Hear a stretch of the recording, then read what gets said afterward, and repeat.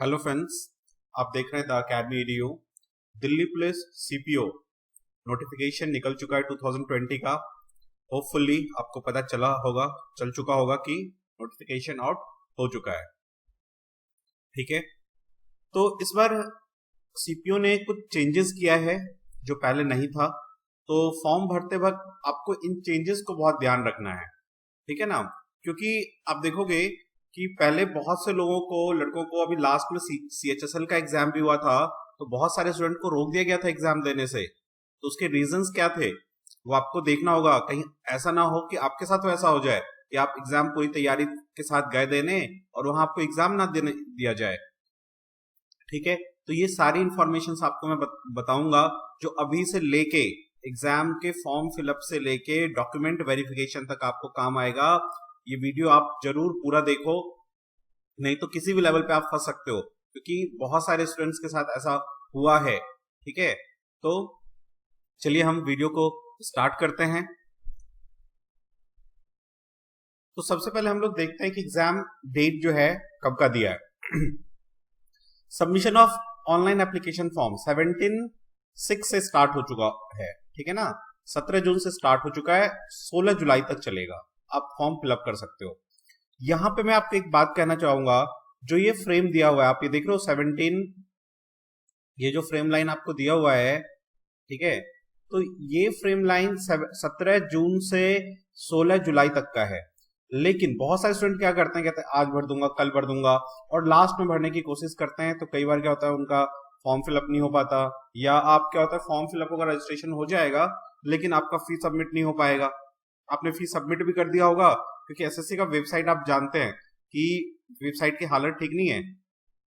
तो कई बार ऐसा होता है कि आप पे कर चुके हो लेकिन पे नहीं होता है, क्योंकि सर्वर पे इतना ज्यादा लोड हो जाता है। तो मैं आपसे रिक्वेस्ट करूंगा कि आप जो है एप्लीकेशन फॉर्म जितनी जल्दी हो सके 1-2 दिन में भर दो। ठीक है ना, जल्दी से जल्दी भर दो।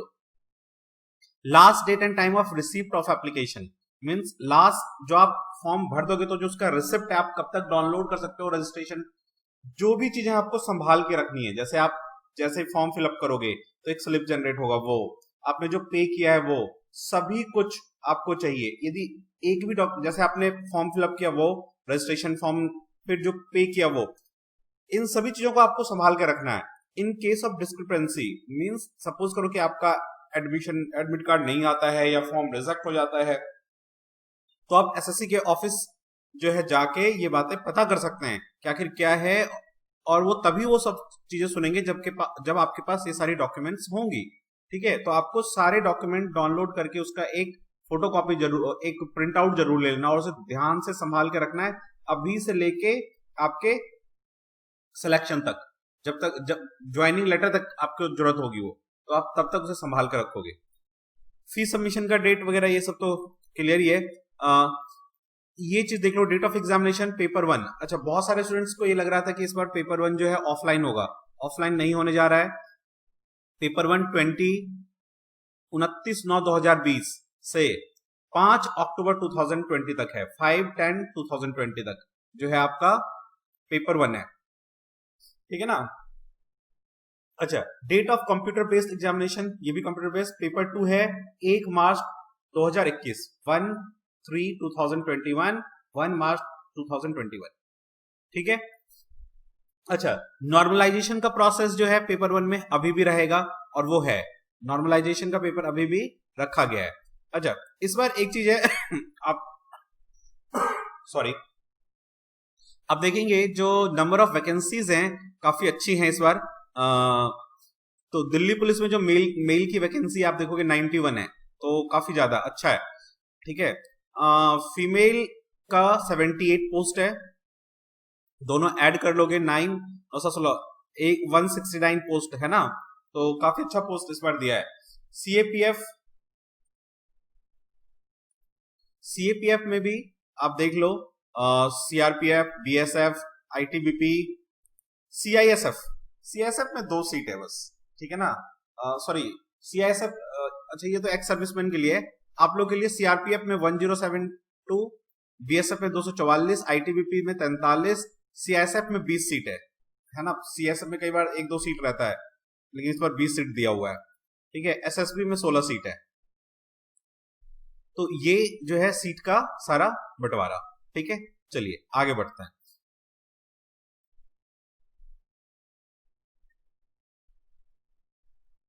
अब एग्जाम का जो आप फॉर्म फिलअप करोगे तो उसमें ध्यान क्या रखना है आपको, आइए। एग्जाम का फॉर्म फिलअप करते समय सबसे पहले आप खुद से भी एक बार नोटिफिकेशन की चीजें एक बार देख लो। ठीक है, इंपॉर्टेंट है देखना, इसलिए देख लेना चाहिए हमेशा। ठीक है, दूसरी बात, आपके पास मोबाइल नंबर जिसमें ओटीपी आएगा और ईमेल आईडी जिसमें ओटीपी आएगा वो होना चाहिए। उसका पासवर्ड वगैरह सब कुछ, ईमेल आईडी का कई बार पासवर्ड आप भूल जाते हैं, दिक्कत होती है, तो उसका पासवर्ड जो है रख लीजिए, और मोबाइल नंबर।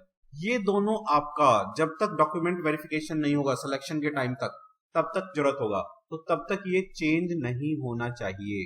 ये चीज आपको ध्यान रखना है, ना मोबाइल नंबर ना ईमेल आईडी, क्योंकि सारा आगे चीजें इन्हीं मोबाइल नंबर और इन्हीं इसी ईमेल आईडी से होगा और इसे आप चेंज नहीं कर पाएंगे। ठीक है, आधार नंबर जो पहले था कि मैंडेटरी था, आधार नंबर जो है अभी क्या कर दिया, आधार नंबर की जगह आप यूज कर सकते हैं voter ID card, PAN card, passport, driving licence, school ID, ठीक है, और एम्प्लॉयर आईडी। लेकिन यहां भी अब ध्यान देने वाली बात है, अभी जो लास्ट सीएचएसएल का एग्जाम हो रहा था लॉकडाउन से पहले, इसमें एक बहुत सारे स्टूडेंट्स के साथ ऐसा हुआ कि जैसे आपने देखा होगा कई जो आधार कार्ड होता है उसमें जो डेट ऑफ बर्थ होता है, डेट ऑफ बर्थ, ठीक है ना, उसका बस ईयर मेंशन होता है, ईयर मेंशन होता है ओनली, उसमें पूरा डेट ऑफ बर्थ नहीं होता। ठीक है, तो यदि आपके आधार कार्ड में पूरा डेट ऑफ बर्थ नहीं है, ठीक है, तो आधार नंबर आप नहीं डालो, उसकी जगह वोटर आईडी डाल लो, पैन कार्ड डाल लो, पासपोर्ट डाल लो, ड्राइविंग लाइसेंस डाल लो, स्कूल कॉलेज की आईडी डाल लो। ठीक है, इफ आधार, क्योंकि देखो ये लिखा हुआ है if Aadhaar number is not available please give one of the following ID numbers. Aadhaar नहीं है तो ये देख सकते हैं, you will be required to show the original document at the later stage.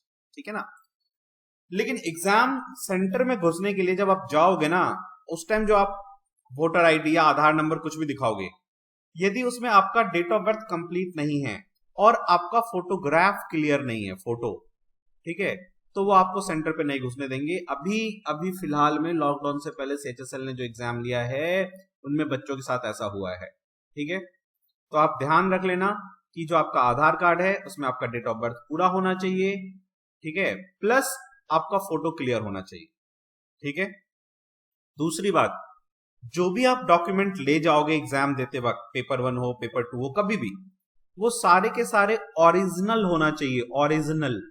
Photo copy नहीं चलेगा, फोटो कॉपी बिल्कुल नहीं वो कंसिडर करते। अभी फिलहाल हमारे एक स्टूडेंट के साथ ऐसा हो गया, उसने काफी अच्छा प्रिपरेशन कर रखा था, पूरे उसके सिलेक्शन की उम्मीद थे 100%, लेकिन क्या हो गया उसके साथ, देखो वो आधार कार्ड ले गया, आधार कार्ड में उसका डेट ऑफ बर्थ पूरा मेंशन नहीं था, ओनली ईयर मेंशन था, तो सेंटर हेड ने मना कर दिया कि ये वैलिड नहीं है, हम आपको एग्जाम नहीं देने देंगे। ठीक है, तो फिर कई बार मिन्नतें की, बहुत कुछ कहा, ऐसा किया, तब जाके वहां पे जो एसएससी का रिप्रेजेंटेटिव आया था उसने कहा चलो ठीक है एक दूसरा डॉक्यूमेंट दिखा दो ओरिजिनल, तो उसने, उसके पास होपफुली उस दिन पैन कार्ड था, तो उसने पैन कार्ड दिखाया। ठीक है, अब पैन कार्ड जब दिखाया तो उन्होंने देखो पैन कार्ड में भी प्रॉब्लम निकाल दिया और एग्जाम फाइनली उसे नहीं देने दिया। क्या, पैन कार्ड में आपने देखा होगा एक होलोग्राम लगा होता है, 3D होलोग्राम, चमकीला टाइप का, तो वो उसका जो था ना मिटा हुआ था, क्योंकि बहुत पुराना पैन कार्ड था तो मिट गया था, तो उसे नहीं देने दिया गया एग्जाम। ठीक है, तो आपको ये चीज ध्यान रखना है कि यदि आप पैन कार्ड और दिखाते हो तो आपका उसमें ये होलोग्राम सही से हो, यदि नहीं है डेट ऑफ बर्थ होलोग्राम सही से नहीं है तो आप कोई दूसरा डॉक्यूमेंट जो है अपने पास रखो। तो मैं क्या सजेस्ट करूंगा कि आप अपने पास आधार कार्ड भी रखो, पैन कार्ड भी रखो, और ड्राइविंग लाइसेंस है तो वो भी रख लो। ठीक है ना, और सब कुछ को चेक कर लो कि सब कुछ उसमें विजिबल है क्लियरली, नहीं तो आप जान नहीं सकते कब क्या हो जाए। अब जैसे इस पैन कार्ड की जैसे मैंने बात की, उस लड़के ने ऐसे बहुत से एग्जाम दिए थे इसी पैन कार्ड पे, लेकिन एसएससी के वो भी, लेकिन उस दिन मना कर दिया। तो भाई इनका जो है एसएससी के जो रिप्रेजेंटेटिव है वो है वहां पे जो भी रहते हैं, पता नहीं कब क्या बोल दें, तो इसीलिए आप अपने साथ एक और सारे डॉक्यूमेंट ओरिजिनल, एक पैन कार्ड, आधार कार्ड, पासपोर्ट हो पासपोर्ट, लाइसेंस हो लाइसेंस, 2-3 चीज अपने पास साथ ले जाओ। ठीक है, स्कूल आईडी, ठीक है ना। 3-4 डॉक्यूमेंट एक साथ अपने पास ले जाओ, कहीं एक में उन्होंने गलत निकाल भी दिया तो दूसरा आपके पास हो, ठीक है। ये बहुत ही क्रिटिकल जो है बहुत ही अच्छा इंफॉर्मेशन था, इस पे जरूर आप गौर करना, ठीक है। चलिए नेक्स्ट क्या है देखो, इसके बाद है कि जो आपका जब फॉर्म फिलअप करोगे तो 10th का डॉक्यूमेंट की आपकी जरूरत आपके पास होना चाहिए, डॉक्यूमेंट 10th के डॉक्यूमेंट। 12th का कुछ भी नहीं चलेगा, ठीक है। जो वहां पे रोल नंबर, आपको बोर्ड का नाम, roll number, year of passing, सब 10th का देख रहे हो, ये 10th का मेंशन करना होगा फॉर्म फिलअप करते समय भी, ठीक है।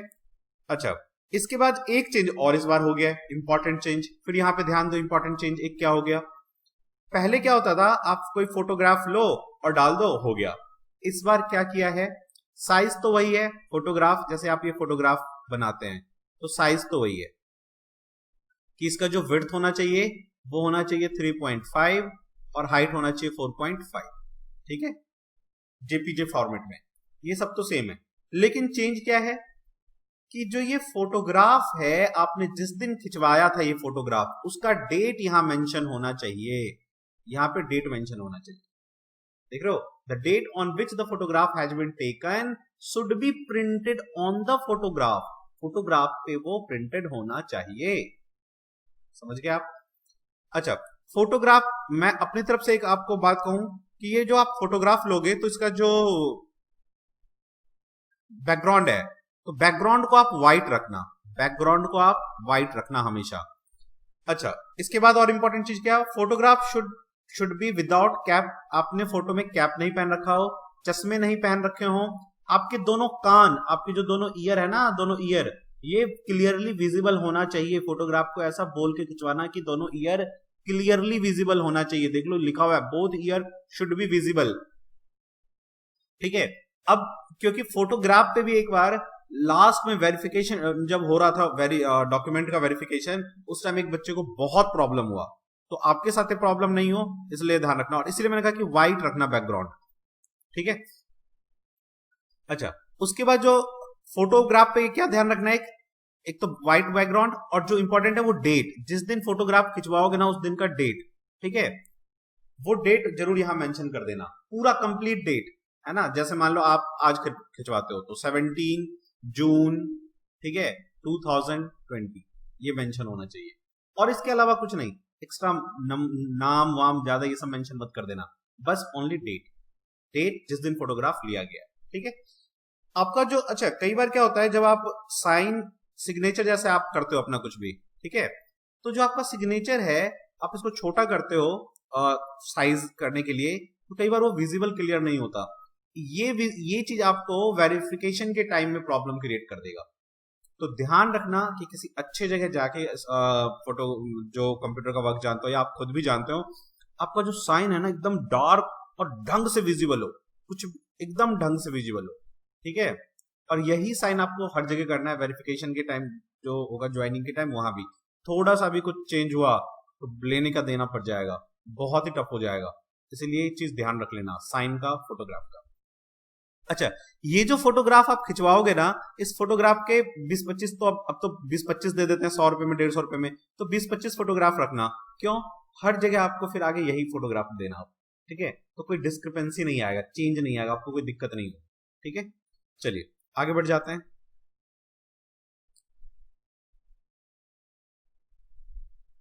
देखिए, अब जब आप फॉर्म फिलअप करने लग जाओगे तो जैसे आप फॉर्म फिलअप करते हो हर जगह, है ना, एसएससी का जब आप फॉर्म फिलअप कर, आपने पहले भी किया होगा, आधार कार्ड, नाम, फादर नेम, मदर नेम, ये सब आप भरते हैं, लेकिन ध्यान रखना ये सारा का सारा, ये सभी जो है 10th क्लास के अकॉर्डिंग होना चाहिए। मींस आपके 10th का सर्टिफिकेट जो है उसमें जो आपके मदर का नाम, फादर का नाम, आपका नाम, डेट ऑफ बर्थ है, वो यहां होना चाहिए। 12th वाला नहीं चलेगा, 12th वाला नहीं चलेगा। यदि आपके 10th के डॉक्यूमेंट में रॉन्ग हो गया है तो वही चलेगा, 12th वाला यदि आप भर देंगे वो बिल्कुल नहीं चलेगा, नहीं माना जाएगा। सपोज करो किसी के 12th के डॉक्यूमेंट में रॉन्ग है तो आप 12th का डॉक्यूमेंट जाके सीबीएसई से ठीक करवा लो, वो हो जाएगा, लेकिन फॉर्म भरते वक्त जो आपके 10th में है वही देना होगा, यदि रॉन्ग भी है तो वही देना होगा, ये अब आपकी मजबूरी है। सब कुछ क्लियरली मेंशन है, ये सब कुछ 10th का होना चाहिए। आप जो भी एग्जैक्टली भरेंगे आपका नाम, पापा का नाम, ईयर ऑफ पासिंग, किस बोर्ड से किया है, किस स्कूल से किया है, सर्टिफिकेट नंबर, सब 10th का, ठीक है।